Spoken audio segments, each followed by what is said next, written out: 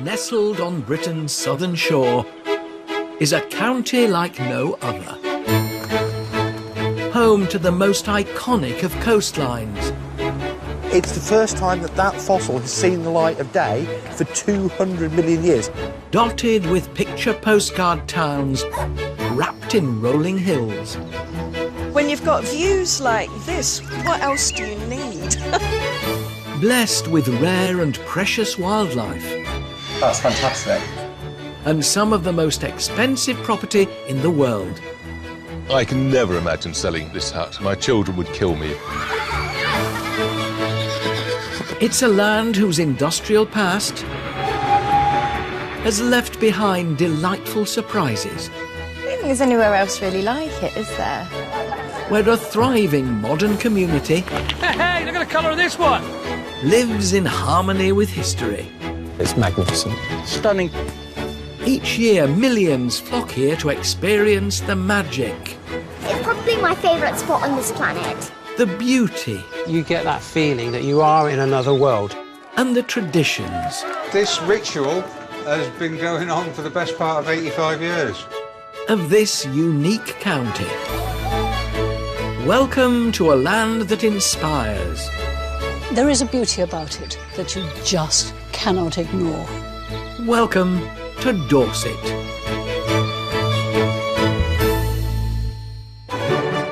This time, 3, 2, 1! a race to the top of one of Britain's most famous streets.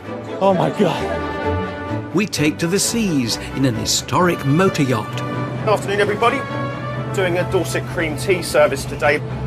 And the search is on for magical creatures. We're hoping to see them. There's no guarantee ever.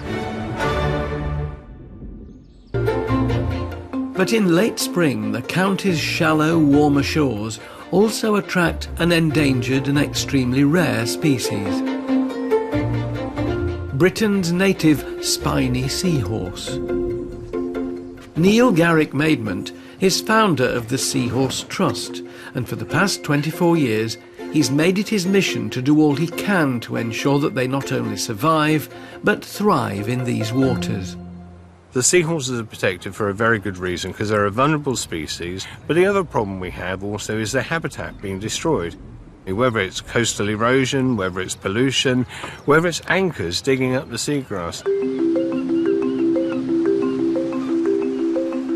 It's 8 a.m, and at a secret location on Dorset's coast, Neil and fellow diver Chris Brown and his daughter Chloe are preparing to embark on an important underwater survey, checking up on a recently found seahorse colony. It's a really exciting time of year, so the seahorses have just moved back in, probably from deeper water, we think. We didn't see any all the way through the winter period, and they're all looking for their particular habitat. And so today we want to go and find some of the seahorses that we've seen already, and hopefully we'll find some new ones as well. Finding a new colony is extremely rare, and keeping an eye on them requires a delicate approach. The team has a special license to look for seahorses, and they're hoping they're beginning to make these shallow waters home. Well, we tried to keep it a bit low-key, because they're an animal that stresses so easily that if we don't protect them, if we don't reduce the numbers of people going to see them, then we'll lose them from this site. And the crucial thing is, we're trying to increase numbers around the UK, not lose them. But will the seahorses be there? Whenever we go in the water, it is pot luck. We're hoping to see them when we go in. There's no guarantee ever. One of our dive colleagues, he came with us for about 10 or 15 dives and didn't see a single seahorse. Averaging around 15 centimetres in size, they're easy to miss. Mostly hiding as solitary creatures among the seagrass, they often evade the human eye. But spending even a little time in Dorset's coastal waters quickly reveals a rich, wonderfully diverse and hidden world.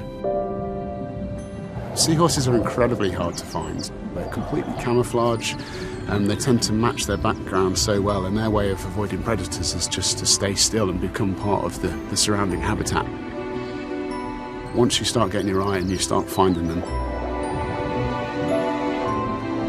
After just 20 minutes of searching, suddenly, for this team, it's a good day at the office.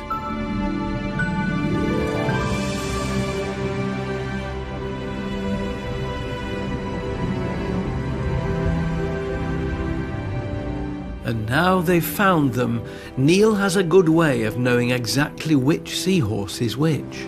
I devised this method of trying to identify individual seahorses by the dots and markings on each side of the face. So what we do is take a photograph on each side of the head and compare them with previous pictures, and that will give us, I suppose, the equivalent of a fingerprint. It also means they can tell if this new colony is starting to grow and thrive. It was a fascinating dive for me today because we've found the same female in the same place again, so I'm pretty sure that's going to be her territory for the whole year. To be able to see them in the wild is remarkable. Most people think they're a mysterious creature, of mythic and all the rest of it. No, they're here.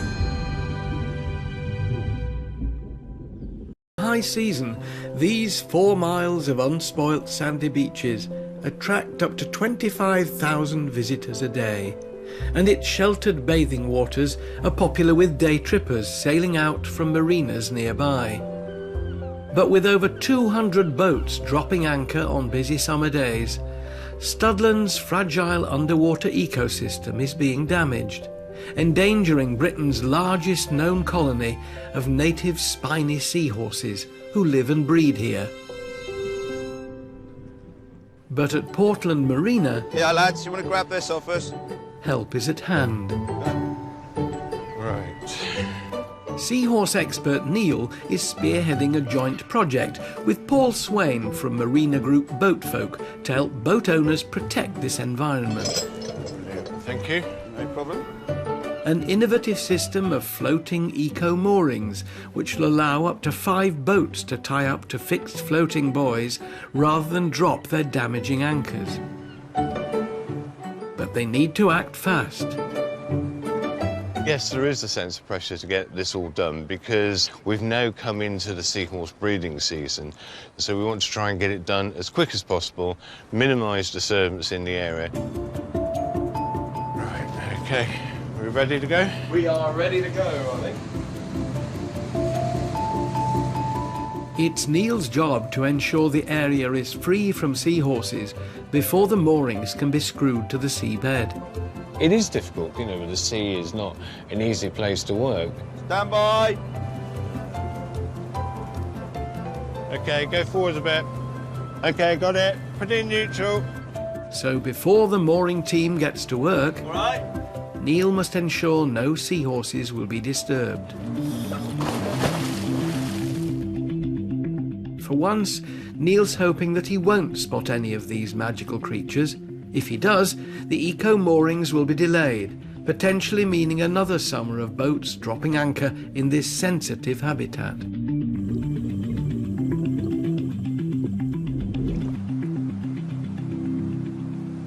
Neil's just come up. He's given us the all clear, ready for diving. With a thumbs up from Neil, it's all systems go. In the water. Roger that. Dave's in the water. And the team can start adding to the 31 moorings they hope to fit before the busy summer season begins. OK, job done. Well done, everybody. Studland's vital seagrass forest is another step closer to being preserved, and with it, Britain's largest known spiny seahorse colony. I am really enthusiastic. I'm really hopeful for the future, for everything we're doing here, and particularly judging by the reaction of the boat owners, they're buying on board as well, and that's the crucial part, is this partnership approach to making conservation work.